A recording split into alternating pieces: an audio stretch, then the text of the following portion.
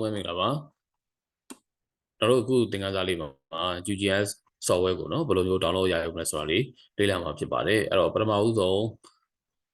ကျွန်တော်တို့ browser တစ်ခုဖွင့်ထားရမယ်ပေါ့နော်အဲ့တော့အရင်ဆုံးကကျွန်တော်ဒီမှာတော့ Google Chrome ကိုဖွင့်လိုက်တယ်အဲ့တော့ Mozilla နဲ့လည်း download ရတယ်ပေါ့နော်အဲ့တော့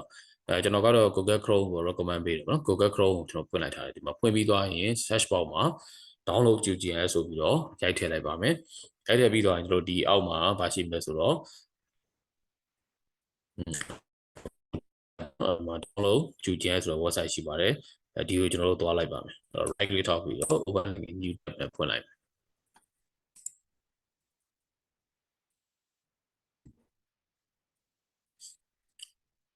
QGIS software ကို download မလုပ်ခင်မှာကျွန်တော်တို့ကပေါ့နော်အရင်ဆုံး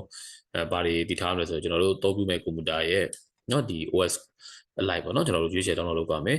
အဲ့တော့အရင်ဆုံးကကိုယ့်ရဲ့ဒီ operating system ပေါ့နော်ဒီကွန်ပျူတာကအခုလက်ရှိကျွန်တော်က Windows ကိုသုံးထားတယ်အဲ့တော့ဒီမှာ Mac user တွေလည်းရှိမယ် Linux user တွေလည်းရှိမယ်ပေါ့နော်အဲ့တော့ကိုယ့်ရဲ့ OS လိုက်ကျွန်တော်တို့ရွေးချယ်ပြီး download လုပ်ဖို့လိုအပ်ပါတယ်အဲ့တော့ download လုပ်တဲ့ဟာကိုကျွန်တော်တို့ download လုပ်ကြမလဲပေါ့နော်အဲ့တော့ဒီမှာတစ်ချက်ဒီ website ကိုရောက်သွားတာနဲ့ကျွန်တော်ဘာတွေ့မလဲဆိုတော့ installation download ဆိုတဲ့အောက်မှာရှိတယ်ပေါ့နော်ဒီထဲမှာကျွန်တော်အရင်ဆုံးသူကဘာကိုပြထားမလဲဆိုရင်download for Windows Mac เนาะဒီ Linux เนาะစသဖြင့်ရှိမယ် PSD app ပေါ့เนาะဒီ mobile နဲ့ tablet အတွက်ပေါ့เนาะလောဆယ်ကျွန်တော်တို့ကဒီအခုက desktop version ဖြစ်တယ်ပေါ့เนาะ OS like ကျွန်တော်ကတော့ Windows ဖြစ်တဲ့အတွက် download for Windows ကိုဖွင့်လိုက်အဲ့တော့ဒီမှာကကျွန်တော်တို့ကဘာကို download မလဲဆိုတော့stable version ကိုပေါ့နော်အခုကသူကဒါနောက်ဆုံးက 3.36 ဖြစ်လိမ့်မယ်ဒါပေမဲ့ကျွန်တော်တို့ကအခုမှစပြီးတော့သုံးတယ်ပေါ့နော်ဒီ user တွေနေတဲ့ကျွန်တော်ဒီ LTR ဆိုတဲ့ဒီ stable version ကိုအရင်ဆုံး download လုပ်ထားတင်တယ်ပေါ့နော်အဲ့တော့ဒီ account ကိုကျွန်တော်တို့ကနှိပ်လိုက်ပြီးသွားပြီဆိုရင်ဒါလေးကိုကျွန်တော်ခဏ close လုပ်ထားလိုက်ပေါ့နော်အဲ့တော့ပြီးရင်ကျွန်တော်တို့ခဏစောင့်လိုက်အဲ့တော့ဒီမှာ download လုပ်နေတဲ့အချိန်တွေမှာပေါ့နော်ဘာလေးတွေကိုကျွန်တော်တို့တွားပြီးတော့ကြည့်ထားလို့ရလဲဆိုရင်ဒီမှာ documentation တို့เนาะကျွန်တော်တို့မှာတွားပြီးတော့ဒီ QGIS ရဲ့ဒီ software เนาะအကြောင်းဒီသေးစိတ်ဖော်ပြချက်ကျွန်တော်ရှိပါတယ်tutorial တွေရှိမယ်ပေါ့နော်အဲ့တော့ဒီမှာကကျွန်တော်เนาะ download program ထဲမှာ software ကို download လိုက်မယ်အဲ့တော့ software ကကျွန်တော်တို့1 gig เนาะစုံတော့ရှိပါတယ်စတဲ့ down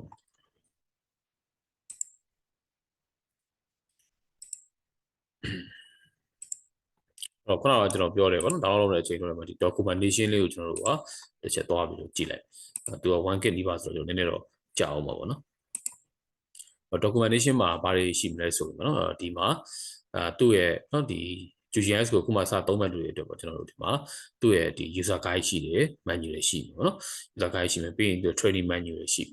ယ်ပြီးရင်သူ GIS basis ပေါ့ဒီအကြောင်းပေါ့နော်ဒီပြောပြထားတယ်ကျွန်တော်တို့ဒီPowerPoint လေးတွေရှိမယ်ပေါ့နော် PowerPoint လေးရှိမယ်ပြီးတော့ပါရှိမယ်ဆိုရင် developer တွေအတွက်လည်းကျွန်တော်တို့ပေးထားတယ်ပေါ့နော်ကုတ်ရေးပြီးတော့ brand တူဒီမှာကျွန်တော်တို့အရင်ဆုံးကuser guide ပေါ့နော်ဒီ desktop user guide ကိုအရင်သွားပြီးတော့ဖွင့်ပြီးတော့လေ့လာကြည့်ထားလိုက်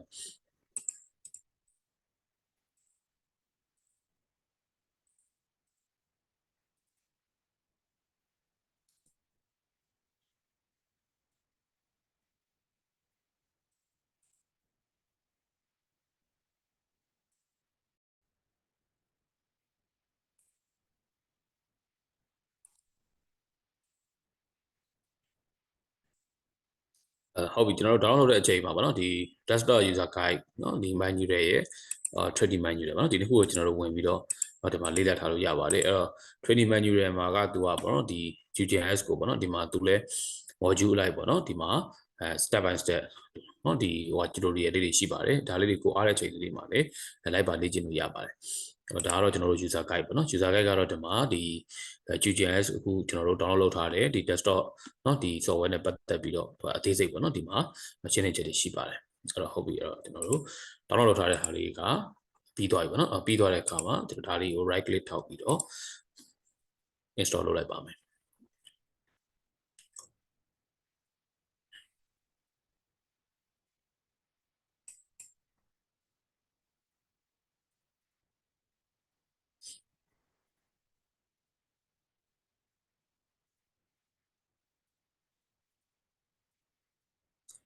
တော့ 1 gig စုံစုံကတော့ကျွန်တော်တို့တိတ်တော့ဒီ GIS software အနေနဲ့ပေါ့နော်တိတ်တော့များတယ်လို့ပြောလို့တော့မရဘူးပေါ့နော်အဲ့တော့ကျွန်တော်ဘက်ကတော့နည်းနည်းလေး line မကောင်းလို့ပေါ့နော်နည်းနည်း download လုပ်တဲ့အခါမှာနည်းနည်းလေးကြာသွားတယ်ပေါ့နော်ဟုတ်ပြီအဲ့တော့သူကကျွန်တော်တို့စပြီးတော့ပေါ့နော် download လုပ်ပြီးဆိုသူ install စလုပ်မယ်ဒီတိုင်းလေးပဲကျွန်တော်တို့ default လေးပဲ next နဲ့တွားလိုက်နော် install မယ်အဲ့တော့သူ့ရဲ့ဒါ license နော်ဒီ accept လုပ်ပေးလိုက်မယ်ဒီမှာ manage ချစ်ပေးလိုက် next တွားလိုက်မယ်အဲ့တော့ကျွန်တော်တို့ဒီမှာ destination folder ကိုတတ်မှတ်ပေးလိုက်မယ်နော်အဲ့တော့ဒီမှာကျွန်တော်မချိန်တော့ဘူးဒီတိုင်းပဲတတ်မှတ်လိုက်မယ်အဲ့တော့ desktop မှာ shortcut ထားမယ်နော်အဲ့တော့ start menu မှာလည်း shortcut ထားမယ် next အဲ့တော့စပြီးကျွန်တော်တို့ install လုပ်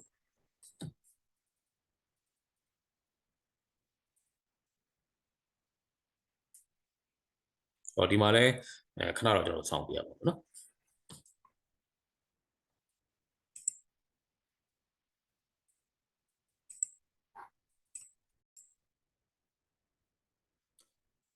ဟုတ်ပြီကျွန်တော်တို့ဒါဆိုရင်ပေါ့နော်သူ install လုပ်ပြီးသွားပြီပေါ့နော်လုပ်ပြီးသွားတဲ့အခါမှာကျွန်တော် finish လုပ်လိုက်ပေါ့နော်တော့ finish လုပ်ပြီးသွားပြီဆိုရင်အရင်ဆုံးပေါ့နော်ဒီကနေပြီးတော့ကျွန်တော်သွားလိုက်မယ်အဲ့တော့ဒီမှာ all app မှာ QGIS ကိုတစ်ချက်ရှာကြည့်လိုက်အဲ့တော့ဒီမှာ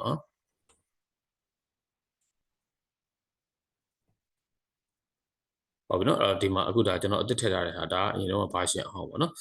အဲ့တော့ဒါကကျွန်တော်တို့ဒီမှာ new ဆိုတဲ့ဟာကြည့်လိုက်မယ်ဆိုရင်ကျွန်တော် QGIS desktop နော်ဒီကောင်ကိုကျွန်တော်တို့က mouse ကနေပြီးတော့နော်ဒီ left click နော်ကျွန်တော်ဖွင့်လိုက်မယ်တော့ desktop မှာလည်းကျွန်တော် shortcut ပေါ့နော်ဒီမှာဒီအောက်မှာကျွန်တော် folder လေးတစ်ခုရှိတယ်နော်ဒါဆိုရင်ကျွန်တော်တို့QGIS software ကိုအောင်မြင်နဲ့နော် install လုပ်ပြီးသွားပြီအဲ့တော့ long term release ပေါ့နော် LTR version နဲ့သူက stable version လို့ခေါ်တာပေါ့အဲ error နည်းတယ်ခုနောက်ထွက်တဲ့ကျွန်တော်တို့ဒီရော LTR မဟုတ်ဘဲနဲ့နော်ဒီနောက်ဆုံး version တွေရှိတယ်သူအဲ့ကောင်တွေကြတော့ကျွန်တော်နည်းနည်း error လေးတွေပါတတ်တယ် plugin လေးတွေမကိုက်တာတွေပါတယ်ပေါ့နော်ဖြစ်တတ်တယ်ဒီကောင်ကိုကျွန်တော်တို့ကဖွင့်လိုက်မယ်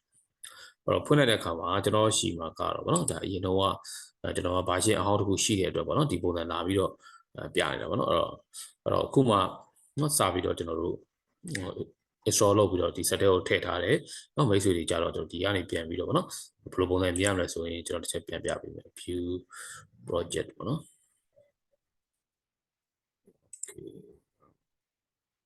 setting user profile မှာnew profile နဲ့ကျွန်တော်တွားလိုက်မယ်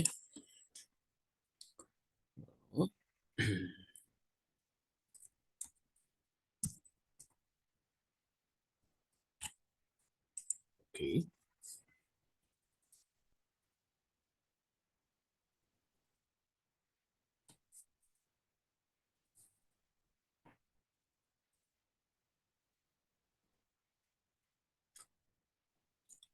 ဟုတ်ပြီအဲ့ဒါဆိုရင်